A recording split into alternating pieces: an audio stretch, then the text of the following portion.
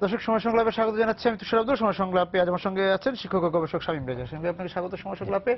আমরা একটু সংস্কৃতি নিয়ে কথা বলতে চাই, যে সংস্কৃতি চর্চার ক্ষেত্রে সংস্কৃতির যে অনুশীলন আছে এবং উদযাপন, বিশেষ করে উৎসব উদযাপনের ক্ষেত্রে পার্বণে এই যে বিবর্তন, সেটা কিন্তু গণমাধ্যমে খুব স্পষ্টভাবে ধরা পড়ে। যে এই যে বাজার অর্থনীতির যুগে বাজার অর্থনীতি কিভাবে আমাদের উৎসবগুলোকে প্রভাবিত করছে, সবকিছুই কিন্তু আসলে আমরা দেখতে পাই গণমাধ্যমে সেটা কিভাবে আসছে, উৎসবের রং বদলে যায়, এই গণমাধ্যম দেখে আমরা বুঝতে পারি। যত সময় গড়িয়েছে আমরা বুঝতে পারছি যে গণমাধ্যম আপনার সংস্কৃতির পুনরুৎপাদনই শুধু করে না, তার যে বিভিন্ন দিক নির্মাণ, সে নতুন কোন দিকে যাবে, কি মোড়কে সে থাকবে, কিভাবে সে ব্যবহৃত হবে, তাকে সে এক ধরনের প্রভাবিত করবার চেষ্টা করে, নিয়ন্ত্রণ করবার চেষ্টা করে। এমনকি নতুন সংস্কৃতির ধারা নির্মাণে আমরা একসময় মনে করেছিলাম যে সংস্কৃতি তো যাপিত জীবনের বিষয়গুলো নিয়ে তৈরি হয়। আপনি কিভাবে আপনার অভ্যাস তৈরি করেন, আপনার প্রতিদিনকার আচরণ তৈরি করেন, আবার দীর্ঘদিন ব্যাপী আপনি একটা অভ্যাস বা উৎসব দাঁড় করিয়েছেন, সে অভিজ্ঞতাকে টেনে নিয়ে যাও। আমাদের একটা সময় মনে হয়েছিল যে গণমাধ্যম বোধহয় এতটা করে না, এত সুদৃঢ় বা প্রথিত যে সংস্কৃতির ভিত্তি, তাকে খুব সহজে গণমাধ্যম বোধহয় প্রভাবিত করে না, কিংবা সে একেবারে নতুন করে নির্মাণ করতে পারে না। কিন্তু আজকের দিনে এসে মনে হয় যে না, আমরা যতগুলো বিষয় সন্দেহের মধ্যে ছিলাম গণমাধ্যমের ভূমিকা নিয়ে, গণমাধ্যম সম্ভবত সেগুলো তো করেই, তার চাইতে বেশিও বোধহয় করে। এবং আপনি একটু আগে যে কথাটা বলছিলেন যে আমরা যে অর্থ ব্যবস্থার মধ্যে বসবাস করি এবং আমরা যে রাজনৈতিক ব্যবস্থার মধ্যে বসবাস করি, সেখানে গণমাধ্যম একেবারে আবশ্যক একটা বিষয়। এই প্রতিদিনকার অনুষঙ্গ, একে বাদ দিয়ে আপনি চলতে পারবেন না। আপনি পত্রিকা না পড়লেও রেডিও শোনেন, রেডিও না শুনলে টেলিভিশন দেখেন। আপনি যদি কোনোটাকেই পছন্দ না করেন, আপনি সামাজিক মাধ্যমে অত্যন্ত বেশি মাত্রায় হয়তো যুক্ত থাকেন। আমরা ইদানিং লক্ষ্য করছি যে সনাতন মাধ্যমগুলোতে তিনি যুক্ত নন, কোনো কোনো ক্ষেত্রে একটু নেতিবাচকতাও রয়েছে যে না, এগুলো আমি দেখি না, কিন্তু তিনি খুব বেশি মাত্রায় ব্যবহারকারী সামাজিক মাধ্যমের। তো যে মাধ্যমে আপনি ব্যবহারকারী হন না কেন, এই মাধ্যম যিনি পরিচালনা করছেন, যিনি এর পেছনে অর্থ যোগাচ্ছেন, যিনি এই অনুষ্ঠান নির্মাণের ধারণার পেছনে আপনাকে সহযোগিতা যোগাচ্ছেন, তার যে ধ্যান ধারণা, সেগুলো তো সংস্কৃতিকে প্রভাবিত করছে, তার চিন্তা। এখন একসময় আপনি যদি ধরে নেন বিবিসি পাবলিক সার্ভিস ব্রডকাস্টিং এর একটা ভালো মডেল, সেখানে রাষ্ট্র টাকা জুগিয়েছে, তারা দীর্ঘ সময় ছিল বিজ্ঞাপন নিতেন না, এবং বিভিন্নভাবে একটা মধ্যবিত্ত শ্রেণীর সাংস্কৃতিক রুচি নির্মাণের চেষ্টা করেছিল বিবিসি। কোন চ্যানেলে হয়তো সে সংবাদ দিচ্ছে, কোন চ্যানেলে উঁচু মাত্রার আলোচনা অনুষ্ঠান হচ্ছে, কোথাও হয়তো খুবই ভালো মানের তথ্যচিত্র হচ্ছে, কোথাও একটু চটুল ধারার সোপ সেখানে চলছে। এই সবকিছু মিলে যে কারণে সারা পৃথিবীর আমাদের মতো দেশগুলোর কাছে মনে হচ্ছিল এটা একটা ভালো মডেল, যে বাজার যার হাতে, বাণিজ্যিক জগৎ হাতে, সে গণমাধ্যমের এই সাংস্কৃতিক দিকগুলোকে প্রভাবিত করবে না। কিন্তু সেই মডেল তো সবাই গ্রহণ করা সম্ভব হয়নি, এবং আজকের বাস্তবতা সম্ভব না। সুতরাং গন্তব্য হলো আপনি যেখানে, যে পহেলা বৈশাখের অনুষ্ঠান অকৃত্রিম, সেই অনুষ্ঠান যখন দেখানো হচ্ছে গণমাধ্যমে, তখন সেখানে কতটুকু কৃত্রিমতা আসবে সেটা কিন্তু গণমাধ্যম নির্ধারণ করছেন। যিনি বিজ্ঞাপন দিচ্ছেন, যিনি আর্থিকভাবে সহায়তা করছেন, তিনি কিন্তু নির্ধারণ তিনি ঠিক করে দিচ্ছেন এর রং কি হবে, এটা দেখতে কেমন হবে।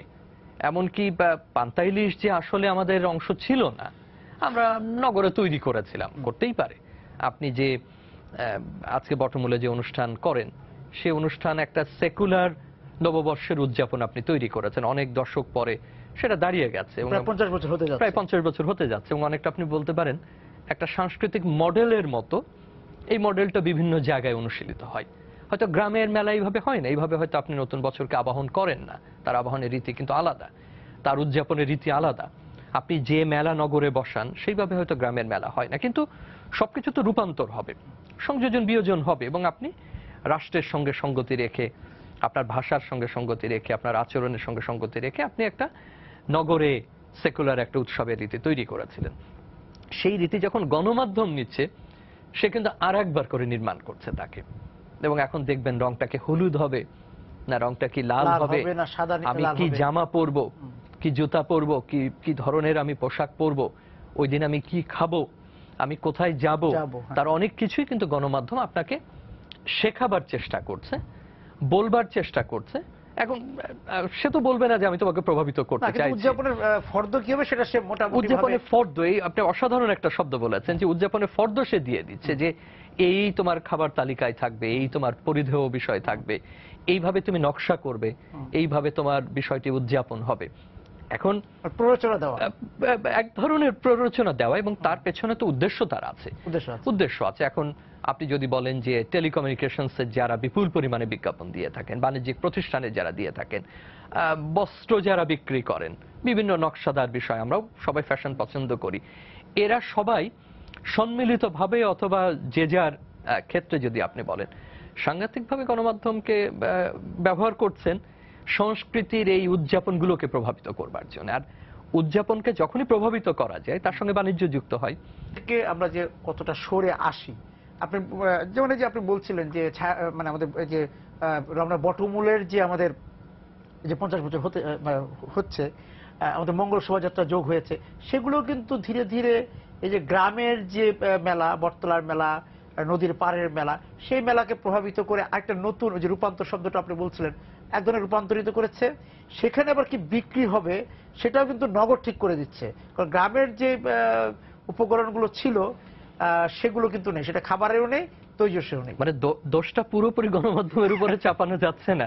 কারণ দেখেন, শুদ্ধ সংস্কৃতি কিছু আছে কিনা তা নিয়ে আমার নিজস্ব মতামত আছে, এবং আমি মনে করি যে কোন সংস্কৃতি শুদ্ধ সংস্কৃতি না, কারণ এটা একটা প্রবহমান প্রক্রিয়া এবং তার বিনিময়ের মধ্য দিয়ে সে তৈরি হয়, সে দেয়া নেওয়ার মধ্য দিয়েই সে তৈরি হয়, এবং একটা সময় হয়তো আমরা অপেক্ষা করি, কারণ যাপিত জীবনের একটা পরিবর্তনের জন্য একটা সময় তো আপনাকে অপেক্ষা করতে হয়, একটা কাল আপনাকে পর্যবেক্ষণে রাখতে হয় যে এটা আপনার সংস্কৃতির মূল যে আপনার বোধগুলো, সেই বোধের সঙ্গে যায় কিনা, আপনার দর্শনের সঙ্গে যায় কিনা, তারপরে আপনি একসময় তাকে একটা মূল্যায়নের প্রেক্ষিত বলেন যেটা গ্রহণ করা যায়। এবং আপনি এই যে কথাটি বললেন যে পহেলা বৈশাখের উৎসবের শুরুগুলো তো গ্রামে, কিন্তু গ্রাম থেকে আপনি যখন এটা নগরে এনেছেন তখন কিন্তু আপনি একটা প্রতিবাদের ভাষা হিসাবে এটাকে এনেছিলেন। আপনার রবীন্দ্রসঙ্গীত নিষিদ্ধ হচ্ছে, কিংবা আপনার অনেক জিনিস আপনি সেখানে চর্চা করতে পারছেন না, আপনার একটা জায়গা প্রয়োজন পড়ছে যেখানে আপনার একটা বাঙালি সংস্কৃতির বিকাশ প্রয়োজন, এবং যেহেতু জাতীয়তাবাদের মতো বিষয়গুলোর বিকাশে নগর একটা বড় ভূমিকা রাখে, নগরের রাজনীতি একটা বড় ভূমিকা রাখে, স্বাভাবিকভাবেই রমনার বটমূলের মতো একটা বিষয় আপনার এখানে প্রয়োজন ছিল। এবং যারা যুক্ত হয়েছে আপনি তাদের যদি এথনোগ্রাফিক ব্যাকগ্রাউন্ড গুলো ধরেন, তারা কেউ এসেছেন শিল্পকলা থেকে, কেউ এসেছেন সঙ্গীত থেকে, কেউ এসেছেন সাংবাদিকতা থেকে, কেউ এসেছেন সচেতন মানুষ, কেউ রাজনৈতিক কর্মী, তখনকার নাগরিক সমাজের, তাদের প্রত্যেকেরই গ্রামীণ বোধ ছিল, তাদের গ্রামের প্রত্যেকেরই এক ধরনের শেকড় ছিল, অভিজ্ঞতা ছিল। কিন্তু এই জাতীয়তাবাদের বিকাশের কালে মধ্যবিত্ত শ্রেণীর বিকাশ হচ্ছে, একটা শিক্ষিত শ্রেণীর বিকাশ হচ্ছে, আমরা সবাই নগরে এসে ভিড় জমাচ্ছি, অতএব নগরে যে সমর্থন এবং সম্মিলন পাওয়া যাবে সেটা কিন্তু তখন গ্রামে পাওয়া যাবে না। এবং এখানে শিক্ষা প্রতিষ্ঠানগুলোর একটা ভূমিকা রয়েছে, আমি গণমাধ্যমের প্রসঙ্গে আসছি।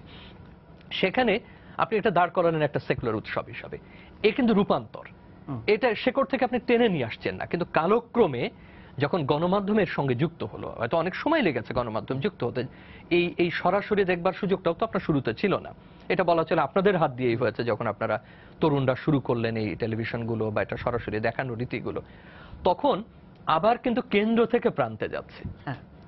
সেই এখানকার যে উৎসব, সেই উৎসবের সঙ্গে আমি যদি যোগ করি যে আমাদের চারুকলার সেই ঐতিহ্য মঙ্গল শোভাযাত্রা, মঙ্গল শোভাযাত্রা যতগুলো উপকরণ, সেই উপকরণগুলো আমাদের মধ্যে বিদ্যমান। মঙ্গল শোভাযাত্রার মানে শুরুও কিন্তু সেই যশোর থেকে, আপনি এক ধরনের প্রান্ত থেকে এবং আমার ওখানকার বন্ধু সহকর্মীরা অনেক সময় বলে যে আপনারা বলেন কিন্তু আমাদের কথা তো বলেনই না। এখন আমরা তাদের প্রতি কৃতজ্ঞতা জানিয়েও বলছি যে এখানে যে উপাদানগুলো ব্যবহৃত হয় সেগুলো লোকজ উপাদান, এই পুতুল বলেন, ঘোড়া বলেন, পেঁচা বলেন, যে মোটিফ এখানে, মুখোশ যে মোটিফ এখানে তৈরি করা হচ্ছে সেগুলো আমাদের মধ্যেই ছিল, দীর্ঘদিন ধরে ছিল।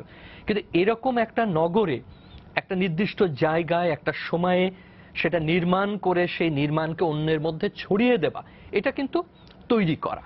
এবং এই যে কনস্ট্রাকশন বা এই যে রিকনস্ট্রাকশন, আপনি হয়তো ডিকনস্ট্রাকশনে পরে যাবেন, সেটার জন্য কিন্তু এটা আমি মনে করি না যে মূল থেকে টেনে আনা, গণমাধ্যম এখানে যে ভূমিকা করছে। আপনি যখন মঙ্গল শোভাযাত্রা করেছেন, এর জনপ্রিয়তার পেছনে আমি মনে করি গণমাধ্যমের অসাধারণ ভূমিকা রয়েছে। আমি বাণিজ্যিক গণমাধ্যম বলছি না, গণমাধ্যমের যে স্বাভাবিক দায়বদ্ধতা আছে সেই দায়বদ্ধতা থেকেই কিন্তু এটা তুলে ধরা হয়েছে। আমরা কোনদিন চিন্তাও করিনি যে মঙ্গল শোভাযাত্রা সরাসরি সম্প্রচার হবে। আজকে মঙ্গল শোভাযাত্রা ইউনেস্কোর আন্তর্জাতিক ঐতিহ্যের স্থান পেয়েছে, যে এরকম একটা বিষয় যেটা ঠিক বিল্ড হেরিটেজের মতো না, স্থাপত্যের যে সংস্কৃতি তার মতো না, এটা চলমান, এটাকে স্পর্শ করা যায় না, ধরা যায় না।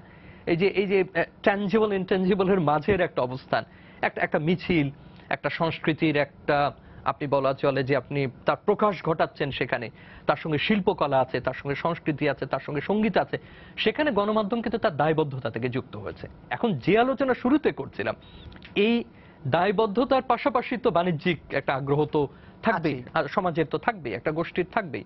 দেশ চালাতে গেলে প্রয়োজন, অর্থনীতি চালাতে গেলেও তাদের প্রয়োজন, এবং সেখানে বাণিজ্যিক তো যোগ আছে, এখন হালখাতা আছে, এখন হালখাতা আছে, এখন হালখাতা তো টাকা দিতে হবে। সারা বছর আমি ক্রয় করেছি, তার জন্য তো আমার কাছে মহাজন কিছু পাবেন, দোকানে তো কিছু পাবেন, সেটা তাকে শোধ করতে হবে, তার বিনিময়ে তিনি আমাকে হয়তো আপ্যায়ন করছেন, অনেকটা এরকম। কিন্তু এখানে সেই মঙ্গল শোভাযাত্রার মধ্যে আবার একটা বাণিজ্যিকীকরণ আছে।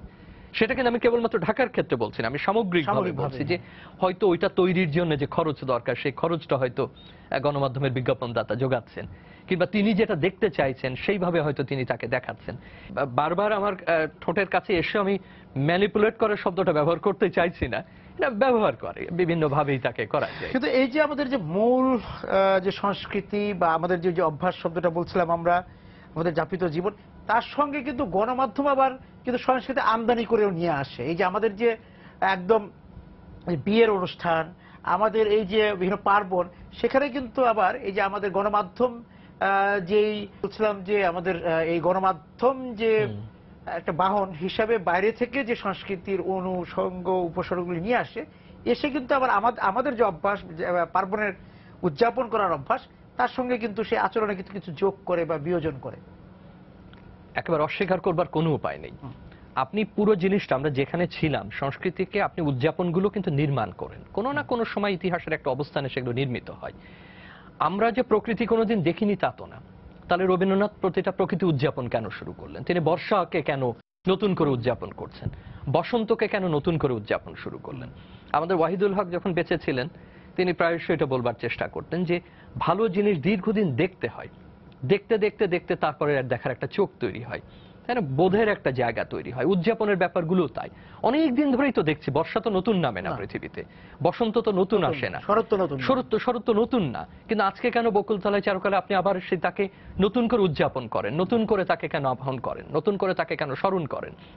উৎসবের জায়গাটা তাই। সেই উৎসব একসময় আপনি বটের তলায় করেছেন, মাঠে ময়দানে করেছেন, উন্মুক্ত প্রান্তরে করেছেন। সেই উৎসব গণমাধ্যমে যে হবে না এটা তো জোর করে বলা যাবে না। গণমাধ্যম নিজে একটা জায়গা, সে নিজে শুধু একটা স্পেস না, সে একটা আদর্শিক জায়গা, সেও কিন্তু একটা বোধের জায়গা তৈরি করে, সেও আপনাকে একটা স্থান তৈরি করে দেয়। সে একইভাবে আপনি যখন বর্ষাকে আপনি সাংঘাতিকভাবে উদযাপন করছেন, আপনি উপভোগ করছেন অনুষ্ঠানের মধ্য দিয়ে, সঙ্গীতের মধ্য দিয়ে, সেই একইভাবে গণমাধ্যমও কিন্তু তাকে দেখছে। মনে রাখতে হবে যে আমরা যে মাধ্যমগুলোতে আজকে বসে কথা বলছি, বিশেষ করে টেলিভিশন, সে কিন্তু একটি চলমান সংস্কৃতি। টেলিভিশন নিজেই অ্যাজ লিভিং কালচার। সুতরাং এই যে চলমানতা সংস্কৃতির, সেটা যেভাবে আমাদের যাপিত জীবনে প্রতিফলিত হয়, গণমাধ্যমের কিন্তু তারও একটা বিবর্তন আছে সংস্কৃতিকে উদযাপনের। আমরা অনেক সময় দুটোকে আলাদা করে ফেলি।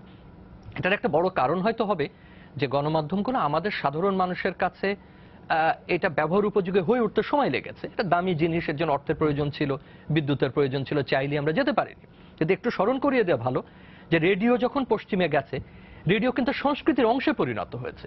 আপনি এখনো আর্কাইভে গেলে ছবি দেখবেন, রেডিও শুনছেন, বড় আকৃতির একটা রেডিও রাখা, পুরো বাবা মা পরিবার মিলে রেডিও শুনছেন। এই যে রেডিও শোনার যে একটা সংস্কৃতি আমাদের এখানে, যখন রেডিওগুলো আমাদের কাছে এসেছে মধ্যবিত্তের কাছে, তখন একটা নাটকের জন্য আপনি গোল হয়ে বসেছেন। সেটা খুব মানে বেশি দিন আগে আপনি একটা অনুরোধের আসর, একটা অনুরোধের গান আপনি শুনবেন, সেটার জন্য আপনার যে অসাধারণ যোগাযোগ ওই মাধ্যমটির সঙ্গে, আপনি তীর্থের কাকের মতো বসে আছেন, সেটা সুমনের গানে তার প্রতিফলন পাওয়া যায়, যে কিভাবে ওই পাশের যে পশ্চিমবঙ্গে তারা শুনছেন, আপনি কিভাবে বাংলাদেশ বেতার অনুরোধ করেছেন, আজকে কিভাবে করেন। রেডিও সিলন একসময় অসাধারণ মানুষের রোমান্টিক একটা জায়গা। রেডিও আমার গান দিচ্ছে না দেখে পশ্চিমে পাইরেট রেডিও বেড়ে গেল, যে পাইরেটিং করতে হবে, ওরা আমার মতো করে কথা বলে না। সে কিন্তু চলমান সংস্কৃতি। আপনি যেভাবে অন্য সংস্কৃতিকে উদযাপন করছেন, ঘরে, দোকানে, বটতলায়, মাঠে প্রান্তরে, ঠিক একইভাবে টেলিভিশনও কিন্তু আপনার সেই সংস্কৃতির জায়গা তৈরি করছে। একটা ফোন কলের জন্য আপনি বসে থাকছেন, একটু যোগাযোগের চেষ্টা করছেন, প্রিয় মানুষকে কিছু বলছেন, তাকে অনুরোধ করছেন।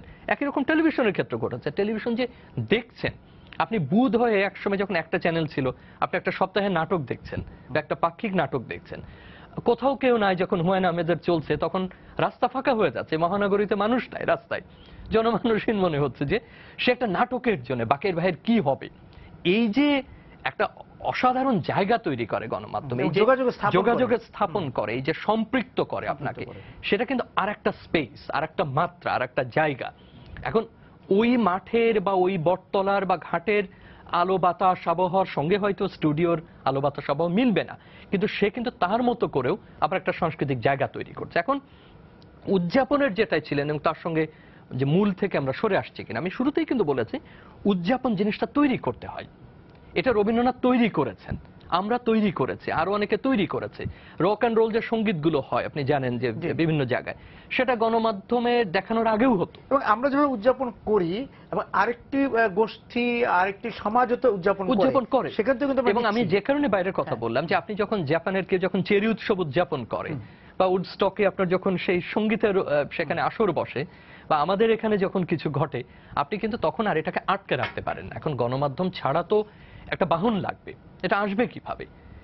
আপনি পশ্চিমের কথা যখন রবীন্দ্রনাথ বলছেন যে দেবে আর নেবে, মিলাবে মিলিবে, যাবে না ফিরে, এখন আসবে কিভাবে? সত্য সাহিত্যে আসবে না, সত্য কেবল লেখকের হাত ধরে আসবে না, সত্য কেবলমাত্র শিল্পকলার দুই একজন অবন ঠাকুরের হাত ধরে আসবে না, রবীন্দ্রনাথের হাত ধরে আসবে না, আরো বড় সাধারণ বাহন প্রয়োজন পড়বে।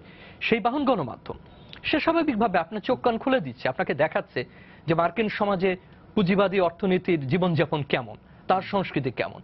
সে দেখাচ্ছে যে অন্য দেশের রক অ্যান্ড রোল সঙ্গীত কিভাবে উদযাপিত হয়। সে একসময় দেখিয়েছে যে ভারতের শুদ্ধ সঙ্গীতগুলো কিভাবে উদযাপিত হয়। এরকম দেখেছেন, আপনার চোখ কান খুলে দিয়েছে সে।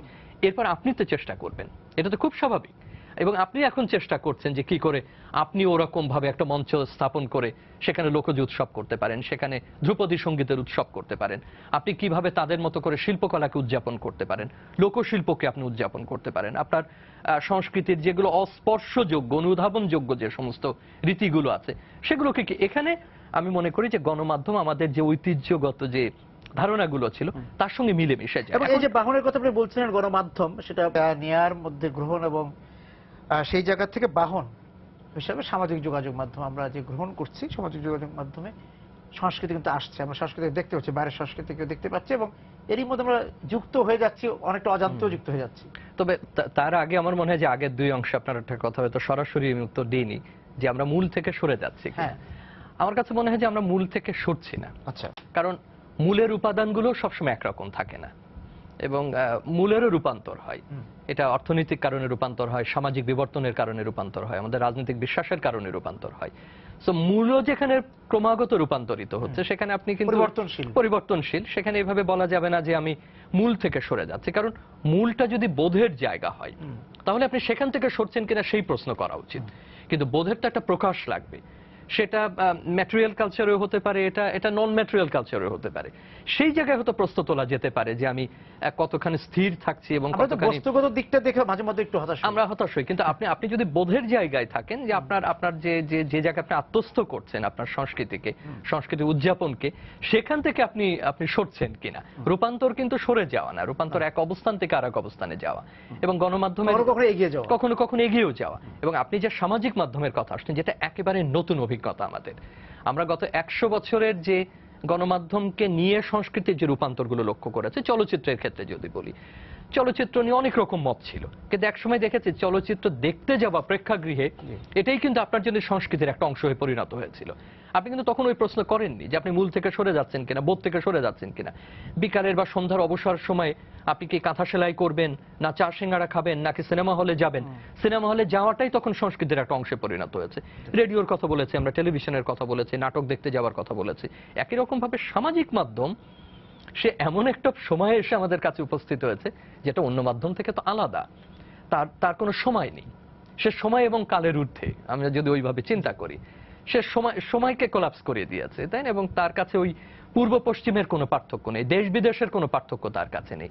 সে একটা সমতল এনে দিয়েছে, অনেকটা আপনি বলতে পারেন যে বিমূর্ত চিত্রকলার মতো সমস্ত তলগুলোকে ভেঙে দিয়ে সে একটা তলে এনে যেভাবে দেখতে চেষ্টা করি আমরা বস্তুকে, বস্তুর অন্তর্নিহিত বিষয়গুলোকে, অনেকটা সেইভাবে সামাজিক মাধ্যমগুলো, যে সে একটা বাহন হিসেবে ধরেছে ইন্টারনেটকে। কিন্তু এই মাধ্যমের যে বিকাশ, সেই বিকাশে আমি এবং তুষার আব্দুল্লাহ যখন নিউ ইয়র্ক থেকে নির্বাচন নিয়ে কোনো প্রচার অভিযানের সংবাদ দিচ্ছেন এবং একই সঙ্গে ফেসবুকে তিনি আমার সঙ্গে যুক্ত হচ্ছেন, সেখানে আমি আর তিনি কোথায়, ভৌগোলিক ব্যবধান তার সঙ্গে আমার থাকছে না। এই পহেলা বৈশাখেই আসি, এই মঙ্গল শোভাযাত্রার ক্ষেত্রেই আসি, এই আর এক দেশের রক অ্যান্ড রোলের উৎসবের ক্ষেত্রে আসি, এই ধ্রুপদী সঙ্গীতের উৎসবের ক্ষেত্রে আসি, প্রতিটা ক্ষেত্রে টেলিভিশন কি ভাবছে তা না, রেডিও কি ভাবলো, সংবাদপত্র কি ভাবলো, নাগরিক সমাজ কি ভাবলো, সংস্কৃতি সেবীরা কি ভাবলো, তার বাইরে গিয়ে তার মতো করে সে সাংস্কৃতিক বিনিময় কিন্তু করছে। এবং সেই বিনিময়ে তো শুধু আপনি না, সেই বিনিময়ে বাইরের হাওয়া ঢুকছে, সেই বিনিময়ে আপনি যাকে পশ্চিম বলে জানেন সে সেখানে আছে, আপনার যে ডায়াসপোরা, যে এই দেশ ছেড়ে অন্য কোথাও গিয়ে বসতি করেছে, সে আপনার এই সংস্কৃতির সঙ্গে আবার যুক্ত হচ্ছেন। আপনি যে মূলের কথা বলছেন, অনেক ক্ষেত্রে মূল হয়তো আপনার কাছে আর নেই, আপনি হয়তো অন্য প্রক্রিয়ায় রূপান্তরিত হয়েছেন, সেটা এখন একক জায়গায় নেই, একক জায়গায় নেই। কিন্তু যে ডায়াসপোরা, যে জনগোষ্ঠী বিলেতে আছে, মার্কিন যুক্তরাষ্ট্রে আছে, মধ্যপ্রাচ্যে আছে, দক্ষিণ পূর্ব এশিয়াতে আপনার যে বিপুল জনগোষ্ঠী বসবাস করে, তার যে আকুতি এই উৎসবের জন্য, এই সে কিন্তু সামাজিক মাধ্যমে আবার অন্যভাবে সম্পৃক্ত হচ্ছেন, জড়িত হচ্ছেন। কোন কোন ক্ষেত্রে দেখা যায় এই শেকড়ের প্রতি টান, যে শব্দটা আমরা বারবার বলছি, সেটা আমার চাইতে তার হয়তো অনেক বেশি। এবং এই সামাজিক মাধ্যমই কেবল না, এই আসা নেওয়া, এই দেওয়া নেওয়া, আসা যাওয়া, এটা তো আপনার ক্ষেত্রেও আছে, টেলিভিশনের ক্ষেত্রেও আছে, অন্য মাধ্যমের ক্ষেত্রেও আছে, সংবাদপত্রের ক্ষেত্রেও ঘটছে। এবং এটা ছিল, এটা যখন আমরা একটা রাষ্ট্রীয় টেলিভিশন দেখেছি, তখন আপনি অনেক বিদেশি চলচ্চিত্র দেখেছেন, বিদেশের তথ্যচিত্র দেখেছেন, তাদের উৎসব দেখেছেন, আপনি তাদের সংগ্রাম দেখেছেন। আপনি বলতে পারবেন না যে বাইরের কোন দেশের উৎসবের চিত্র আপনি, সেই অভিজ্ঞতাগুলো আমরা নিয়েছি। এবং এখনো গণমাধ্যম যখন তার উৎসবের এজেন্ডা তৈরি করে, উৎসবের ধারণা দেয়, বা আপনার কথাই বলি উৎসবের ফর্দ তৈরি করে, আমি শব্দটি জনপ্রিয় করবার চেষ্টা করছি, এটা খুব ভালো বিষয়, তখন কিন্তু সে তো সবকিছু মিলে করে, সে কেবল আমাকে দেখে না, তাই না? সে এবং সামাজিক যোগাযোগের মাধ্যমে যে কথা বলেন, সেটা কিন্তু যে আপনি বলেন আমাদের যারা বাইরে আছেন তাদের সঙ্গে এই শেকড়ের যুক্ত হওয়া, সেটা কিন্তু ওই যে অন্য বাহনের চেয়ে সামাজিক যোগাযোগ মাধ্যমে আরো দৃঢ়ভাবে হচ্ছে। কারণ এখানে তো ব্যক্তি ভয়হীন ভাবে, নিঃসংকোচিত্তে সে লিখছে, তাকে অনেক ফিটফাট হয়ে টেলিভিশন ক্যামেরার সামনে এসে দাঁড়াতে হচ্ছে না, গলা ঠিক করে তাকে রেডিও গিয়ে তাকে কথা বলতে হচ্ছে না, অনেক চিন্তা ভাবনা করে কাটাকুটি করে তাকে সংবাদপত্র লিখতে হচ্ছে না, না, তাকে কৃত্রিম হতে হচ্ছে না। আপনি হয়তো তার প্রকাশ নিয়ে অন্যত্র সমালোচনা করতে পারেন, তার ভাষা নিয়ে, তার আলোচনার ইস্যু নিয়ে, ভঙ্গিমা নিয়ে, সেটা নিয়ে তো আমরা প্রতিনিয়ত আলোচনা করেই যাচ্ছি। কিন্তু সংস্কৃতির প্রতি তার যে বোধ, সংস্কৃতির প্রতি তার যে ভালোবাসা, সংস্কৃতিকে রূপান্তরিত করবার ক্ষেত্রে তার যে ভূমিকা, সে মাধ্যম এবং মাধ্যম ব্যবহারকারী দুটোরই। তার মানে হচ্ছে সংস্কৃতির রূপান্তর ঘটছে, সংস্কৃতি হারিয়ে যাওয়া, মূল থেকে সরে যাওয়ার কোনো শঙ্কার কোনো কারণ নেই, এবং গণমাধ্যম সেই জায়গাতেই ভূমিকা রাখছে, গণমাধ্যম সেই জায়গাতেই ভূমিকা রাখছে। আপনাকে অনেক ধন্যবাদ আজকে আমাদের সঙ্গে যোগ দেওয়ার জন্য। দর্শক যারা ছিলেন আজকে সংস্কৃতি নিয়ে আমাদের এই আলোচনার সঙ্গে যুক্ত ছিলেন আপনারা, তাদেরকে ধন্যবাদ জানিয়ে শেষ করছি আজকের সময় সংলাপ। দেখা হবে আগামী দিন। সবাই সুন্দর থাকুন।